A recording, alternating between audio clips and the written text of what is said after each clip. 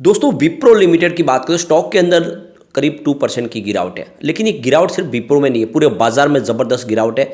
और आप ये देख ही सकते हो कि आईटी इंडेक्स में भी गिरावट है। सुबह सुबह आईटी इंडेक्स थोड़ा सा मजबूत था, लेकिन उसके बाद में जब गिरावट का दौर शुरू हुआ तो सभी शेयरों में गिरावट शुरू हो गई और विप्रो भी काफ़ी नीचे आया। लेकिन क्या इस गिरावट का हमें फ़ायदा उठा के इन्वेस्टमेंट करना चाहिए? तो यहाँ पे विप्रो की तरफ से एक बहुत बड़ी अपडेट निकल के आ रही है, जिसको इस वीडियो के माध्यम से डिस्कस करेंगे। वैसे तो देखें तो पिछले कुछ दिनों से विप्रो में लगातार बहुत सारे नए स्टेप उठाए जा रहे हैं, जिसकी वजह से विप्रो काफ़ी ज़्यादा सुर्खियों में। आप देख ही सकते हो विप्रो अपने बिजनेस में तेज़ी से आगे बढ़ रहे हैं, बहुत सारे नए सेगमेंट में एंट्री कर रहे हैं, साथ में मैनेजमेंट में बदलाव भी कर रहे हैं। तो बहुत सारी बातें जिसको इस वीडियो के माध्यम से डिस्कस करेंगे और जानने की कोशिश करेंगे क्या इस गिरावट का फ़ायदा उठा के हमें विप्रो में इन्वेस्टमेंट करना चाहिए। क्योंकि विप्रो को बोनस का बादशाह कहा जाता है, लगातार अच्छा कंपनी बोनस देती है, साथ में कंपनी डिविडेंड तो बेहतर देती है। तो क्या ऐसे में हमें इस समय विप्रो में इन्वेस्टमेंट करना चाहिए? क्योंकि पिछले एक साल में विप्रो में काफ़ी ज़्यादा गिरावट भी हो चुकी है। और वैसे अगर देखें तो पिछले कई सालों से विप्रो की परफॉर्मेंस काफ़ी अच्छी थी। पिछले 2-3 क्वार्टर से देखें तो विप्रो क्या दूसरे आईटी शेयर में भी दबाव देखने को मिला, और इसके पीछे वजह थी यूएस और यूरोपियन कंट्रीज़ की प्रॉब्लम। लेकिन आगे की क्या संभावना जानेंगे इस वीडियो के माध्यम से। सबसे पहले अभी 1:30 बजे के आसपास का टाइम है। बीएसई सेंसेक्स की बात करें तो 60,100 स्तर पे क्लोज अभी ट्रेड हो रहा है, जहाँ पे 726 पॉइंट की गिरावट है, यानी 1.19% गिरा बीएसई सेंसेक्स, और लगातार गिरावट बढ़ रही है। और इसके पीछे जो सबसे बड़ी वजह कि एक तो कल ग्लोबल मार्केट सारे नेगेटिव क्लोजिंग दी है।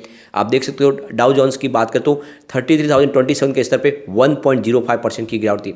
S&P 500 की बात करें तो 3,822 के स्तर पे 1.45% की बड़ी गिरावट हुई। नैस्डैक कंपोजिट की बात करें तो यहाँ पे 10,476 के स्तर पे 2.18% की बड़ी गिरावट थी। रज़ेल 2000 इंडेक्स की बात करें तो 1754 के स्तर पे 1.29% की गिरावट थी। तो बहुत बड़ी गिरावट हुई है सारे के सारे ग्लोबल मार्केट में, और नतीजा ये रहा कि हमारे बाजार में भी गिरावट के साथ शुरुआत हुई और गिरावट और बढ़ती जा रही है।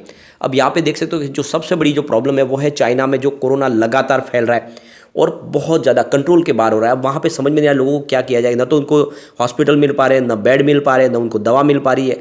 और यहाँ तो देख सकते कि वहाँ पे उनको लाशों को जलाने के लिए वहाँ पे वेटिंग चल रही है। ऐसे में आप देखें तो जिस तरह से ये कोहराम मचा है, अब पूरे विश्व के अंदर डर पैदा होने लगा है। दूसरी तरफ जापान में भी केस बढ़ने लगे और इस वजह से भी थोड़ा सा सेंटीमेंट बिगड़ा है।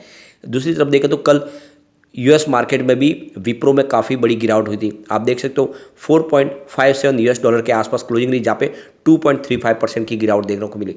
और पिछले एक साल के हिसाब से देखें तो ऑलरेडी 51.64% की गिरावट हो चुके हैं यूएस मार्केट में भी, और ईयर टू डेट के हिसाब से 53.18% की गिरावट है। कुल मिला के बहुत ज़्यादा करेक्शन हो चुका है।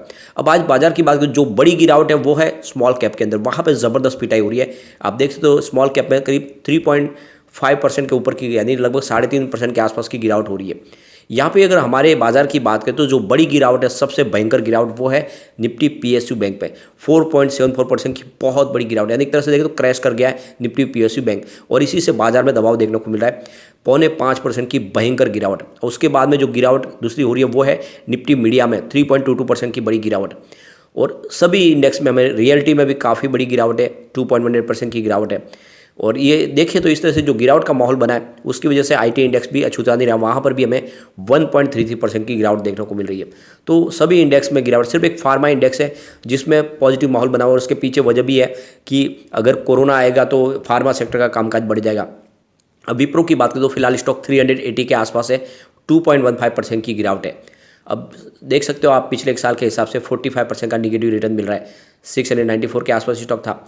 6 मंथ के हिसाब से देखें तो 9% की गिरावट ऑलरेडी दिखाई दे रही है, लेकिन 1 मंथ के हिसाब से 2% की गिरावट है। यानी फिलहाल आप देख सकते हो कि आज की जो गिरावट पिछले एक महीने की गिरावट के बराबर है। तो इतना डरने की बात नहीं है। इसलिए बाजार में इतनी भयंकर गिरावट के बावजूद भी फिलहाल विप्रो का जो स्टॉक है वो स्टेबल है। एक तरह से देखें तो पिछले 5 दिन के हिसाब से भी 2.39% की गिरावट है। तो ये एक तरह से अच्छी बात है विप्रो के लिए कि इतनी बड़ी गिरावट में विप्रो अभी भी संभला हुआ है। यहाँ पे एक बड़ी अपडेट निकल के आ रहा है। विप्रो ने अपनी जो एक सब्सिडियरी कंपनी है विप्रो गेलागर सॉल्यूशंस लिमिटेड, उसमें उनके जो ओपस रिस्क सॉल्यूशन में जो हिस्सेदारी थी उसको हिस्सेदारी को उन्होंने बेच दिया है। तो यहाँ पे एक बड़ी अपडेट निकल के आ रही है, विप्रो गेलागर सॉल्यूशंस ने अपनी जो सब्सिडियरी कंपनी है विप्रो की, उसने अपनी हिस्सेदारी को बेचा है। साथ में एक और बड़ी अपडेट और निकल के आ रही है, विप्रो लगातार अपने एम्प्लॉयज़ को बोनस के रूप में शेयर देते हैं। तो यहाँ पे विप्रो स्टॉक ऑप्शन के तहत 63,390 शेयर उनको अलॉट कर दिए गए। ये एक बहुत अच्छी बात है। विप्रो लगातार अपने एम्प्लॉयज़ को लगातार शेयर देते रहते हैं, जिसकी वजह से वो काफ़ी ज़्यादा आप देख सकते हो उनको बेनिफिट मिलता है विप्रो के जितने भी एम्प्लॉयज़ हैं उनको। दूसरी तरफ जो रिटेल इन्वेस्टर है उनको भी बोनस के रूप में शेयर मिलते रहते हैं। अब यहाँ पे विप्रो की तरफ से एक और बड़ा स्टेप उठाया गया जिसको ऑलरेडी हमने डिस्कस भी किया था। जैसे कि आपको पता है कि विप्रो का कारोबार आईटी का नहीं है सिर्फ, बाकी विप्रो एफएमसीजी सेक्टर में भी सक्रिय कंपनी है। Wipro consumer care and lighting division भी इनका है, विप्रो का एंटरप्राइजेस बिजनेस भी है और हेल्थ केयर सेक्टर में भी विप्रो है। अब यहाँ पे कंपनी एफएमसीजी सेक्टर में तेजी से आगे बढ़ रही है और यहाँ पे देख सकते हो कि इन्होंने एक नीरापारा कंपनी का अधिग्रहण किया, केरला बेस्ड एक कंपनी है। अब विप्रो इस कंपनी के अधिग्रहण के बाद में मसाले और रेडी टू कुक सेगमेंट में भी एंट्री करने जा रहे हैं, जिसमें आप देख सकते हो कि आने वाले समय इनका बिजनेस और तेजी से बढ़ेगा। अभी आप देख सकते हो कंपनी स्पाइसेस के बिजनेस में भी आ चुकी है, इसके अलावा रेडी टू कुक सेगमेंट के बहुत सारे इनके पास प्रोडक्ट होने वाले हैं। तो ये काफ़ी बड़ा एक अधिग्रहण है। ये देख सकते हो कि इसका जो बिजनेस है पूरा 63% जो कारोबार है वो केरला से है, 8% इंडिया के दूसरे हिस्से से होता है और 29% इसका इंटरनेशनल मार्केट में इसका सेगमेंट है। तो आप देख सकते हो बिजनेस काफ़ी अच्छा है और 100 करोड़ का एनुअल रेवेन्यू ग्रोथ है इनका, तो बिजनेस काफ़ी शानदार है। वैसे ये कितने में सौदा हुआ तो अभी बात निकल के नहीं है, लेकिन 200 से लेकर 250 करोड़ में ये सौदा हुआ ऐसा लग रहा है। और आप देख सकते हो ये काफ़ी मजबूत कंपनी है और इनका एक बड़ा नाम भी है वहाँ पे केरला में, तो ये काफ़ी पॉपुलर ब्रांड है और सबसे बड़ी कंपनी है। तो एक तरह से देखें तो एक बड़ा स्टेप उठाया गया है विप्रो की तरफ से। दूसरी तरफ विप्रो के लिए एक और बड़ा अचीवमेंट हुआ है। विप्रो यहाँ पे देख सकते हो जो Dow Jones sustainability world index है उसमें उसको जगह दे दी गई है और 13 ईयर्स के लिए। तो ये समझ सकते हो कि इस इंडेक्स में जगह मिलना एक बहुत बड़ा अचीवमेंट है विप्रो के लिए। और ये देखो कि इसके लिए करीब 3519 कंपनीज को इसमें शामिल किया गया था इसके लिए, और इसमें से आप देखें तो 332 कंपनी को ही इस इंडेक्स में जगह दी गई है। और स्पेशली अगर आप देखें तो आईटी इंडेक्स की 78 कंपनियां ली गई थी, उसमें से सिर्फ 10 कंपनियों का सिलेक्शन हुआ है। तो ये वो समझ सकते हो उन 10 कंपनियों में से विप्रो का नाम है, ये बहुत बड़ी बात है। तो विप्रो ने काफ़ी बड़ा अचीवमेंट किया है। एक तरह से देखें तो यूएस मार्केट में अब झंडे गाड़े हैं विप्रो ने। दूसरी तरफ देखें तो विप्रो लिमिटेड आने वाले समय डायरेक्ट टू कंज्यूमर यानी D2C बिजनेस स्टार्टअप सर्विस भी शुरू करने जा रहे हैं, यानी इस बिजनेस में एंट्री करेंगे। वैसे इसमें वो निवेश करेंगे, डायरेक्ट कंपनी का एक्विजिशन नहीं करेंगे, लेकिन आने वाले समय में वो निवेश करने जा रहे हैं। यानी कंपनी की तरफ से जो इनके चीफ एग्जीक्यूटिव ऑफिसर है विनीत अग्रवाल, उनका कहना है कि हम इन्वेस्टमेंट करने जा रहे हैं इस स्टार्टअप के अंदर, ये जो काफ़ी अच्छा बिजनेस है आने वाले समय में।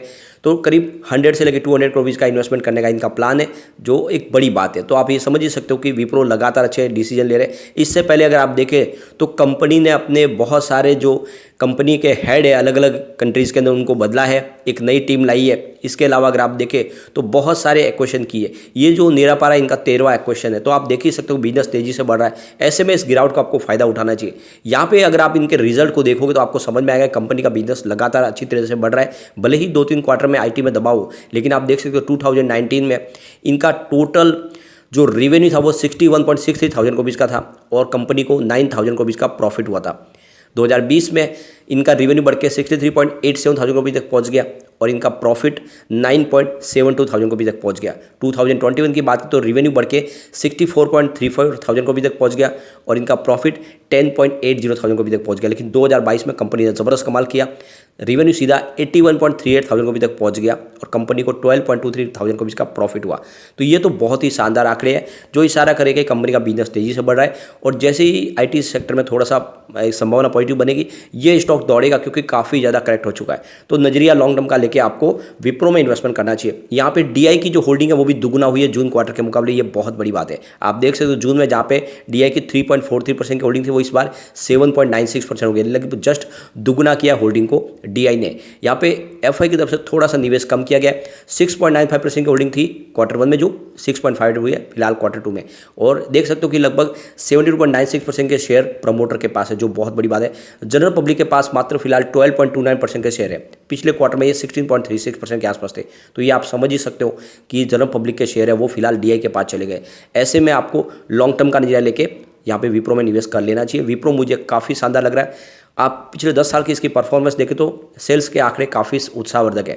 10 ईयर के हिसाब से इनका सेल्स 8% पॉजिटिव है, 5 ईयर के हिसाब से 7% पॉजिटिव है, 3 ईयर के हिसाब से 10% पॉजिटिव है, लेकिन इस TTM 22% पॉजिटिव है। तो पिछले 10 साल में सबसे शानदार सेल के आंकड़े निकल के आ रहे हैं।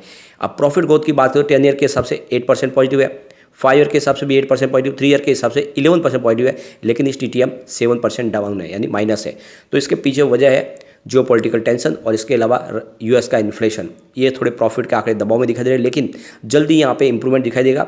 तो यही मौका है विप्रो में निवेश करने का। आने वाले समय हो सकता है आपको बोनस भी मिले, क्योंकि कंपनी लगातार बोनस देती है और मुझे लगता है फाइनेंशियल 2023 तक बोनस मिल सकता है। तो ऐसे में आपको इन्वेस्टमेंट जरूर करना चाहिए विप्रो में, गिरावट का आपको फायदा उठाना चाहिए। लेकिन फ्रेंड, कोई भी इन्वेस्टमेंट करने से पहले अपने फाइनेंशियल एडवाइजर से बारे ले ले या अपना खुद का रिसर्च करें, क्योंकि मैंने वीडियो आपके एजुकेशनल पर्पज के लिए ही बनाया। वीडियो पसंद आए तो लाइक शेयर जरूर कीजिए और चैनल को सब्सक्राइब कर दीजिए। Thank you friend.